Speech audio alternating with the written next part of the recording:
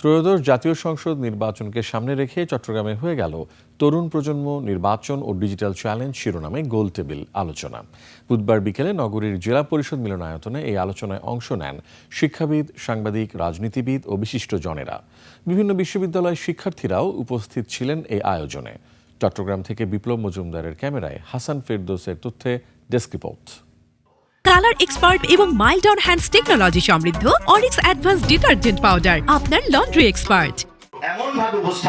ত্রয়োদশ জাতীয় সংসদ নির্বাচন সামনে রেখে ইউথ ভয়েস বাংলাদেশের আয়োজনে এই গোল টেবিল বৈঠক। ব্যারিস্টার তারেক আকবর খন্দকারের সভাপতিত্বে এই আলোচনায় গুরুত্ব দিয়ে উঠে আসে এআই দিয়ে তৈরি অপপ্রচারের বিষয়টি। আলোচনায় নির্বাচনে কোন প্রার্থীকে নির্বাচিত করা হবে, তাদের হাতে বাংলাদেশের ভবিষ্যৎ কতটুকু নির্ভরযোগ্য, এমন বিষয় নিয়ে কথা বলেন বক্তারা। এমন দলকে ভোট দিন যার হাতে ৭১ এবং ২৪ নিরাপদ। এটা খুবই গুরুত্বপূর্ণ আমার কাছে। আমরা বারবার বলছি ৫ তারিখের পরে আমরা একটা পোস্ট ন্যারেটিভ যুগে প্রবেশ করে গেছি। ন্যারেটিভ আর খায় না মানুষ। আগামী নির্বাচন, তরুণদের এখন চিন্তা ভাবনা, এই প্রজন্মের ডিমান্ড, আগামী নির্বাচন, ডিজিটাল চ্যালেঞ্জ, তিনটে এসে কিন্তু এখন আজকের আলোচনায় খুব প্রাধান্য পেয়েছে।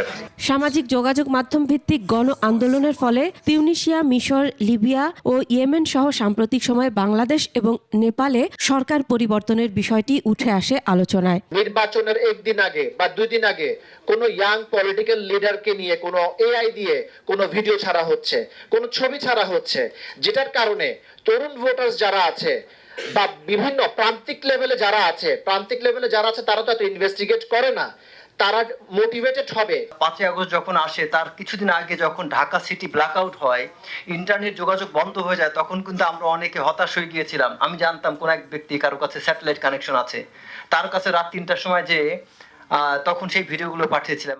নির্বাচনকে কিভাবে তথ্য প্রযুক্তি ব্যবহার করে প্রভাবিত করতে পারে সে বিষয়ে নিজেদের মতামত তুলে ধরেন রাজনীতিবিদরা। সবাইকে সজাগ থাকার আহ্বান জানান তারা। প্রজন্ম যাদের সংখ্যা ৪.৫ কোটি থেকে ৫ কোটি আমরা বলছি, এই সংখ্যাটাকে আমরা এখন বুঝাতে পারছি না কেন যে আমরা যে গত ১৬ বছর তোমরা যে আন্দোলন করছো কি জন্য করছো, তোমরা যে সেন্টারে গিয়ে ভোট দিতে পারোনি, এই কথাটা তোমরা বলছো।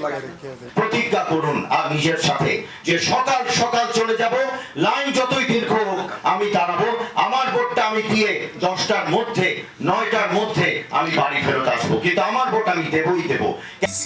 গোলটেবিল বৈঠক থেকে এআই এর অপব্যবহার রোধ, সামাজিক মাধ্যমে গুজব বা ভুয়া তথ্য ছড়ানোর বিষয়ে তরুণদের আরও সোচ্চার থাকার আহ্বানও জানানো হয়।